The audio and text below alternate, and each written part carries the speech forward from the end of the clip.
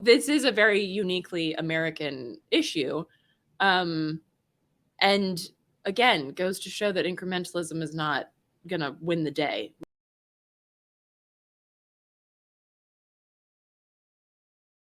Americans have been fighting for the right to sit at work for more than a century. This is a Guardian article from a few days ago. So not The Onion. Not The Onion. That basically the headline is the question: why are U.S. retail workers being denied chairs? And this is apparently we have been unbeknownst to me, we have been fighting for chairs for a century now. This is so sad. This is so pathetic. This is so fucking pathetic. And I wanted to share this partly because it's very oniony, which I like, but also this is really why fucking incrementalism does not work. Because let's have protests across America for chairs. Right. Let's say that you won chairs. Okay. You still have no health care. Yeah. You still are making a subsistence wage.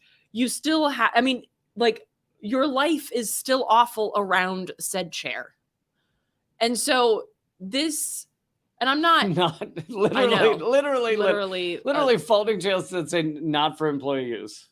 And I'm also wondering, what the fuck is what is the thinking behind that? Well, the thinking is that these corporations want to make sure to exploit and suck as much of your life force as possible. I mean, they are vampiric in nature. And so they're afraid that if you were to get to sit down, you might not be, your labor and your life force might not be extracted as much, quite as much. You might get a moment of reprieve where you're not working, where you're resting, where you're resting your legs and your feet and your back, and then the corporation wouldn't have that last drip of blood. It's like when the vampire is done and there's one drip, it's like the drip they missed. You know what? Actually, that always bothered me. That they left the drip? That they left it. Because I'm like, you're this literally bloodthirsty entity, and you're going to leave that there? I mean, that would be like me, leaving the, a big piece of broccoli on my plate or something. I don't do that. I'm going to eat that fucking piece of broccoli. Take your blood. Anyway, back to the chairs conversation. This, for real, the incrementalism. Well, here's something interesting that I didn't know. It is a uniquely American thing, apparently. Cashiers in Europe, and notably at German grocery store Aldi, are welcome to sit down during their shifts. Well, you've noticed this when you've been in Sweden, for instance. I don't know if you pay attention to it, but the cashiers, they sit down. Because why the fuck would you need to stand when you're bleeping, beep? Because they wouldn't. Because then the corporation wouldn't get to make them miserable enough. I hear what you're saying.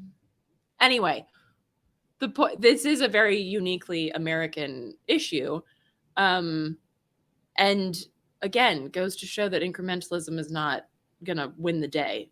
Little reforms are not gonna save us. This one person said, I think it's a class thing, and no one would dare criticize a lawyer for sitting on the jacket. Even if lawyers had to stand through the whole. I think they should have to. Amazing. By the way. But in retail or service industry, when the job is deemed to be unskilled labor, people get irrationally offended when they see you sitting.